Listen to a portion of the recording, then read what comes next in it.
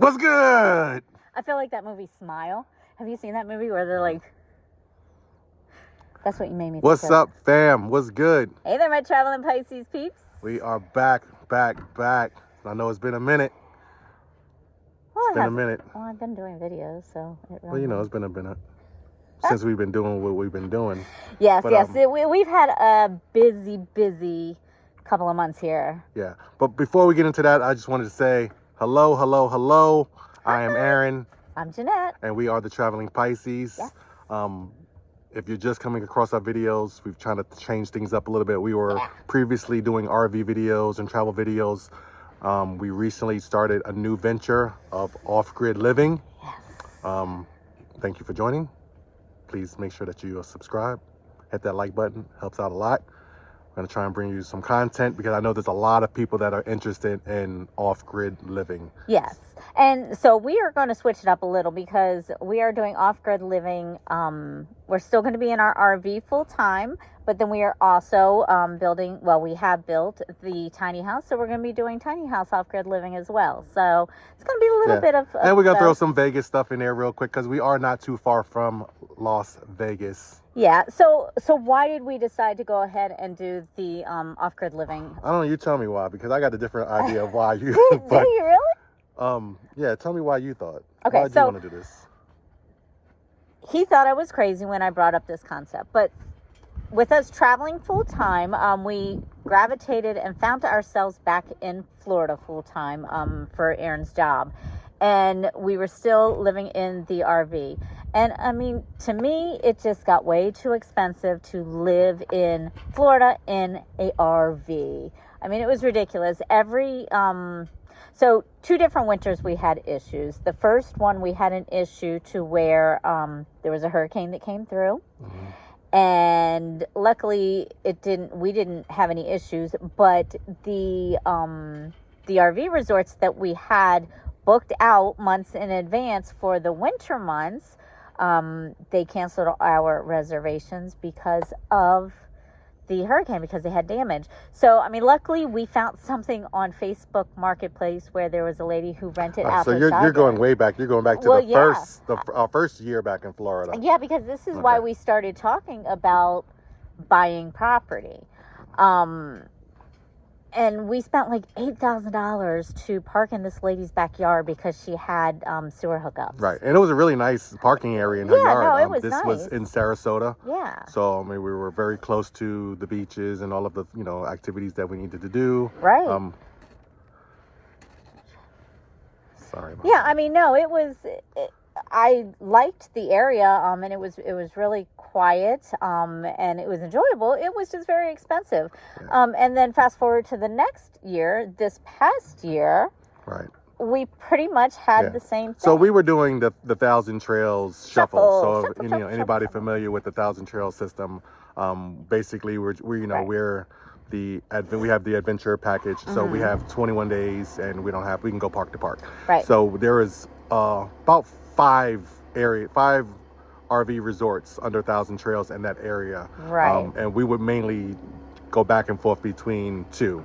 Right. Every 3 weeks. But again, unfortunately, even with doing so, come the winter months, I mean, it was literally impossible to get reservations. Most of the encores that we stayed at that were in our area, they literally shut down from January until April. There was no ifs, ands, or buts about it. And I know people are going to argue with me saying they've had no problems getting reservations in Florida in the wintertime. But and that's true. Those people are right, because if you're willing to be flexible and you can stay 2 days here, a day here, 4 days there, then you can get a spot. But for us, that was unfeasible because we worked. Right. We were still working in the area, so we needed somewhere where we'd be able to leave the RV and continue to work. Right. We weren't flexible to move every day. Not just that, but I mean, who wants to really just have to hook up and move every few days? Retired people. Yeah, but when you're going to areas that necessarily are not close to the beach or to anything else, and you're just doing it to park your RV, I mean, what's the sense in that? True. So we did that for 2 years. Yes. So the first year we found the ladies' yard, and then second year we actually stayed in the Thousand Trail system, but we had to pay out of pocket. We paid out of pocket, right? And that was $9,000 for January to April. So, we started talking about it, and we're like, we don't want to stop traveling, be it the RV or international and flying places. But we wanted to have somewhere that we had as an anchor, as a home base. And we thought about it. It was like, with this $9,000 that we spent this past year, and the 7-8 the previous year, that's a lot of money to be given to somebody. So we really wanted to try to find some property that we can call our home base. Exactly. And not be very, very expensive. Also give us the opportunity to try something new where we just leave the RV there. We didn't want to go back to a house. I know a lot of people are kind of going back to living in houses. We just didn't want to live in a house. I mean, because even before we started traveling full-time in the RV, we found that we were moving to different areas every 2 to 3 years we moved to a different, and it was still in Florida, but different parts of Florida. Right, because we got bored. Right. And then even with the house, like I was saying, there was rooms that we didn't even go in, so it was just too much. So we decided, let's find something where we can have our own land, be able to build something that will, accommodate us in our smaller necessity of living environments. Exactly. And then we also wanted to be close to a major airport, so that way when we do want to travel, we don't have anything to travel. Right. So I think that kind of leads into why I kind of was wanting to kind of do it too. For the last however many years, I don't even remember, we've been living in Florida, but I've always been a city person. Yeah. Always been in big cities, a lot of people. And I've gotten to the point in my life where it's like, I want quiet. I want peacefulness. I want solitude.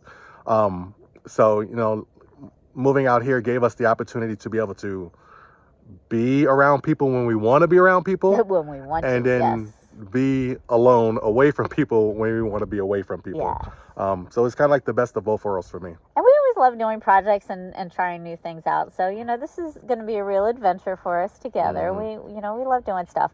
And it's crazy. Oh, and real quick, to all the people out there that saying, you're not people, or I'm not a people person, or that they are people. To me, I don't think there's such thing as a people person, because somebody gets on your nerves. Right. You dislike somebody. Right. So don't give me, I'm a people person if there's somebody you don't like. So we're not people. And well, in this day and age too, you can keep in touch with anybody and everybody if you want to keep them in your lives. So I digress. Yeah, you do digress. So so we ended up this area.